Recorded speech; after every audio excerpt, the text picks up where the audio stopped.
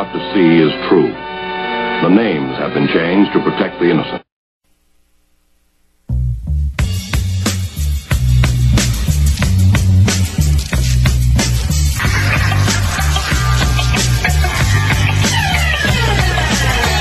Good morning, everybody. Welcome to the Wednesday Talk Show on AM 1270 KJO. This is Scott Jorgensen from the Illinois Valley News. So for today's show, we have a contested sheriff's election. So for the first half, we're going to have in studio current sheriff Gil Gilbertson. He's here right now. Good morning, Gil. Good morning, Scott. So what we're going to do is we're going to talk for the first 10 minutes, and then we'll turn it over to your phone calls for the next 10 minutes. And in the second half of the show, we'll be joined by Don Allaire, who is challenging Sheriff Gilbertson for this job. So obviously you've been on the job now for a few years. The number you have Why on earth would you want to do this for another 4 years? To a non-public I enjoy number. the job. My whole life's been wrapped up in either military or civilian law enforcement. Many years override the other. I've got over 30 years experience in law enforcement. It's something I enjoy. When I came into the office, I spent a lot of money because I thought there was a better way to provide service to the community. And you spent a lot of money out of pocket. Oh, I did. I hold the record, I believe, for the election cost in Josephine County, and probably will hold that for a long time. I spent a lot of money, but you know what? I would have spent more and gladly have done that. I thought we had poor law enforcement service. I thought there was a better way to do it. The entire agency has stepped up to the plate. We've taken a different direction.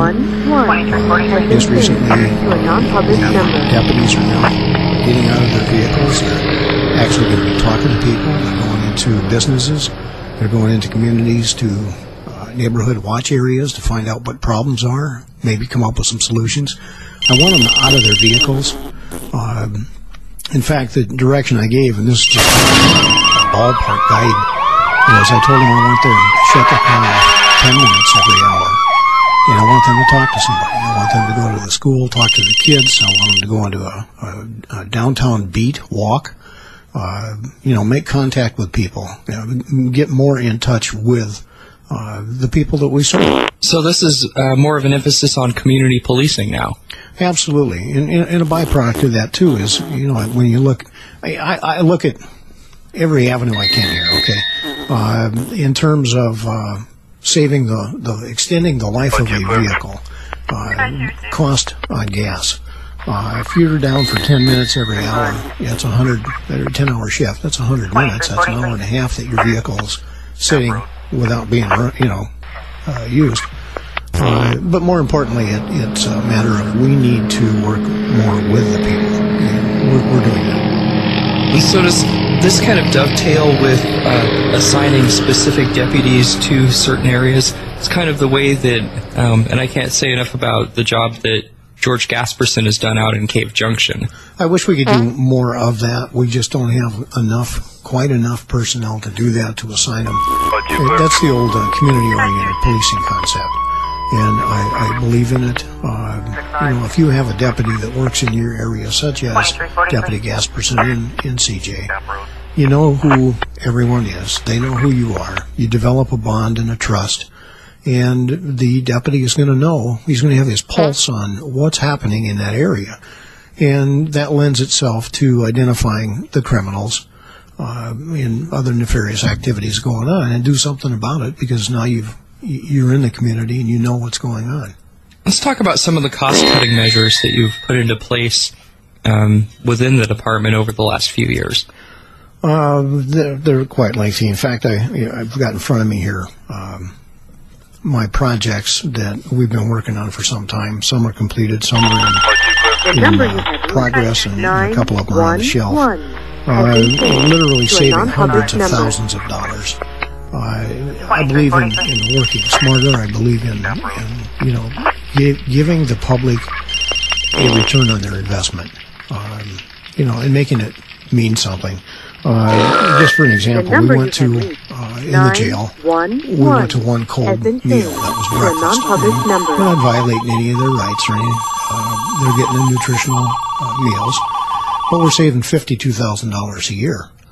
I talked real quickly here over on shutting your car down for 10 minutes. That's a lot of gas money at the end of the year when you start adding pennies. And we're looking at pinching pennies, but pennies add up to larger amounts. Let's see, another relatively large savings.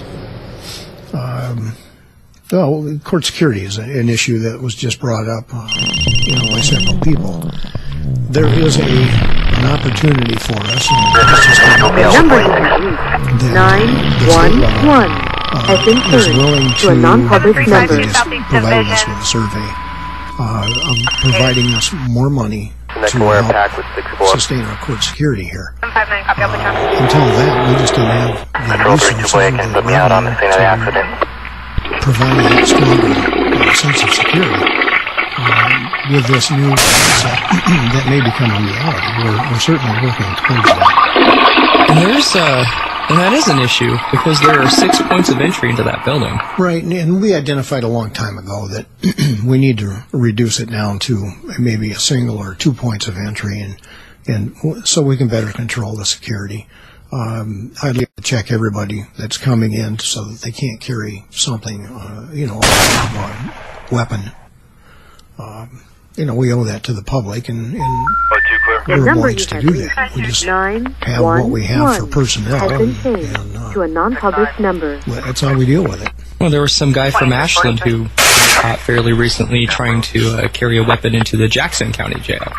Yeah, guns don't belong in a courthouse. They don't belong in a jail setting, a court setting. My biggest concern is probably over at family court. That elicits real hostile feelings. Somebody loses their child, or custody going the other way. There's a lot of sensitivities there, and we need to provide adequate level of response when necessary. What about morale in the department? How do you feel that's come along since you've taken over? Well, I think morale is better than it has been in years. I've got quite often I will go back and talk to the troops, and I ask them, are there any questions? Do you have any issues? Quite often they just say nothing. I haven't heard that the morale's down. I realized that someone just put in the paper here, he thought that was the case. And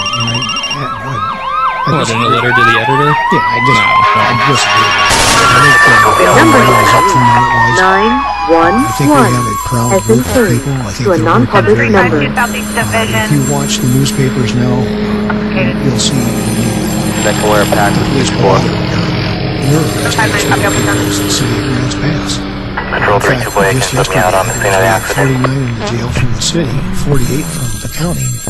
So, we've got a lot fewer officers out there, and we're doing a much better job. And I think our people are very proud of what they're doing today, and they certainly are aggressively going after enforcement. You did mention the newspapers. I had a story that came out today. You've got mail. Just published in the IB News about this new jail mail policy. And you made a liar out of me, because when we talked the other day about this, you said the new policy would start today, but we were talking before the show, and apparently it's the 7th or thereabouts. See, you should have checked with me. These are tentative dates that we set, and Murphy's always with us, something will always pop up and change things, but we're looking at bumping that back maybe a week to 2 weeks. We just don't have all the kinks worked out. Yeah. 2343. Time is 9:44.